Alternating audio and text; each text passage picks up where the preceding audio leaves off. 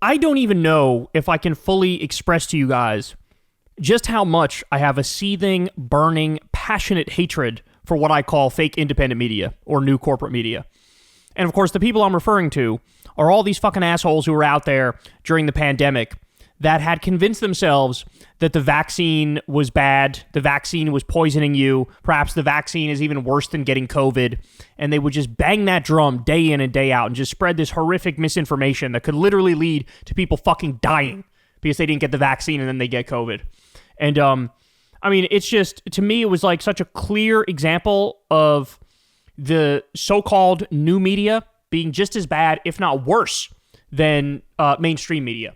And that was a real, eye-opening type moment for me, where I said, holy shit, this whole new media thing, independent media, whatever you want to call it, it is not a panacea.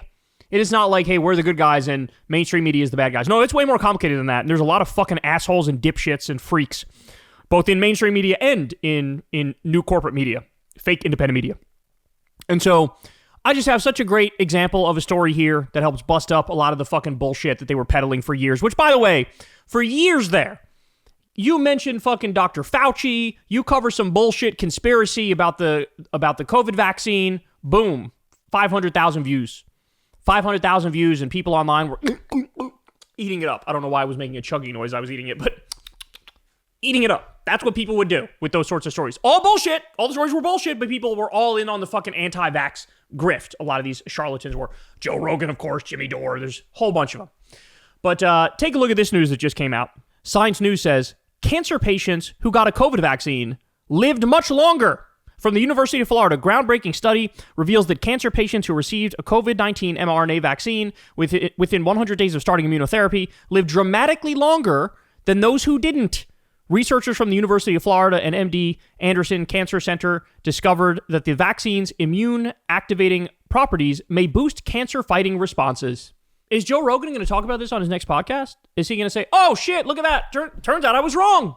I still remember when Rogan had on this guy, Josh Zepps, and Rogan made the claim about like, oh, well, young guys don't need the vaccine because they get myocarditis, and you're better off like not taking the vaccine because the risk of myocarditis is high if you get the vaccine, so might as well stay unvaccinated. And Josh Zepps said to Rogan, hold on, the risk of getting myocarditis from COVID itself is higher than the risk of getting myocarditis from the COVID vaccine. And Rogan was like, no, that's not true. No, it's not. No, it's not. And Josh was like, yes, it is. Look it up. And then Jamie pulled it up, and Josh Zepps was right. That all the evidence shows higher myocarditis rates from COVID versus the COVID vaccine. So Joe was just stone cold caught, dead wrong. Now, did he take that point in, digest it, and then say that in future podcasts? No, he went right back to fucking vaccine bashing. He went right back to buying into the fucking conspiracies with the con artists who were out there, Peter McCullough and all these other dipshits.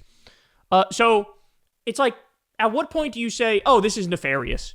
This, like, you were literally fact-checked directly to your fucking face, and you took it in, and then you immediately went back to your same old tap dance. And so here we have a story that totally busts up their narrative. We won't talk about it.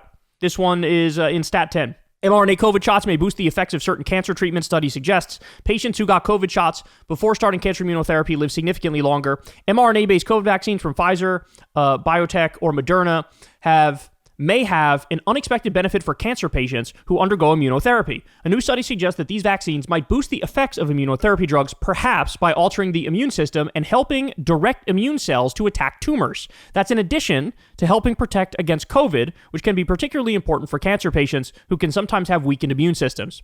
The study found that advanced cancer patients who received a COVID vaccine within 100 days before taking an immunotherapy drug during the pandemic lived longer than patients who did not. So, kind of an amazing study. And then we also have, look at this. And this is being reported, by the way, in Newsmax, which is a right-wing outlet. The shingles vaccine does prevent shingles, but yes, it has a ton of side effects. Side effects like lowering the risk of dementia and heart disease. So you get the shingles vaccine, it lowers the risk of dementia and heart disease. File these stories under ones you'll never hear about on Joe Rogan, ones you'll never hear about in fake independent media, new corporate media. Why? Because they have their fucking narrative, and they're a bunch of narrative humpers. And the narrative is, fucking COVID vaccines like a deep state plot, bro, and they're trying to poison you, bro, and it's all about the fucking profit of the fucking big pharma. And here's the thing that's fucked up, right? Is the core of that is true. The profit of big pharma is a real fucking problem. We should get profit out of it. But these people have gone from being critical of big pharma to critical of all of modern medicine.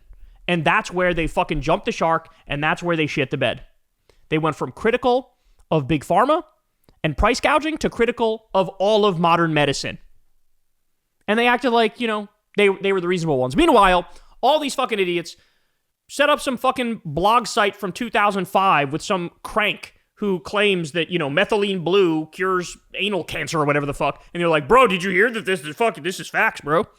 So like all the snake oil bullshit, all this, Rogan sells supplements, unregulated supplements, right? And we're supposed to take his medical takes seriously. Meanwhile, he has a, direct profit in hawking shit that's totally untested by the FDA. Like, get the fuck out of here, right? So that's what drives me crazy is all the alternative fake medicine, junk science crankery, they think is like, oh, this is the secret they won't tell you, right? But anything from the actual experts and from the double-blind placebo-controlled studies, they go, well, that's bullshit. That's fake. It's just incredible. And then meanwhile, go talk to them. Like RFK Jr. is a great example of this. Ask him, like, okay, so you hate big pharma. Great, I hate big pharma too. Should we get the profit motive out and nationalize big pharma? He goes, I don't know about that. Bernie asked him, hey, should we have universal health care for everybody so that health care is a right and not a privilege? He goes, I don't know about that. Mr. I'm obsessed with health doesn't want to do the one thing which would guarantee saving 40,000 to 60,000 lives every single year, universal health care, Medicare for all, single payer. He goes, I don't know about that one. Well, how are you going to make America healthy again if millions of us are fucking uninsured, right? How are you going to do that? How are you going to do that? And so, I don't know, these fucking assholes have just destroyed science. And here's another person you won't hear fucking talk about this, and you won't hear, bring it up or fund the research. RFK.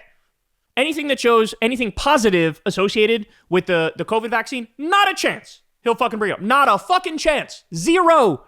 Instead, he's too busy. What's he doing? What has he done while being head of HHS?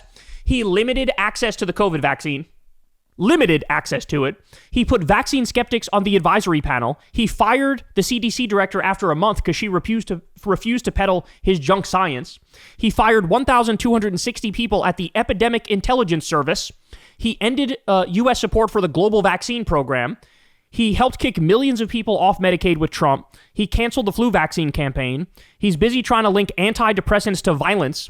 He laid off thousands of health and human services workers. He released a Maha report with fake made-up ChatGPT bullshit in it. He faced mass resignations because everybody knows he's doing a war on science. And, of course, in his personal life, he's busy fucking popping Zins like a frat boy and drinking methylene blue and taking testosterone and human growth hormone and taking a peptide that makes his skin darker. I'm not kidding about that. Usually bodybuilders take it for competitions. He fucking takes that shit. And he's also eating roadkill. So there's that. So you can listen to the placebo-controlled double-blind studies, or you can listen to a bunch of fucking old geezers on TRT. Take your pick.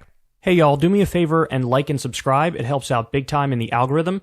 Click the bell as well for notifications when videos drop, and watch that video on screen right now. You know you want to.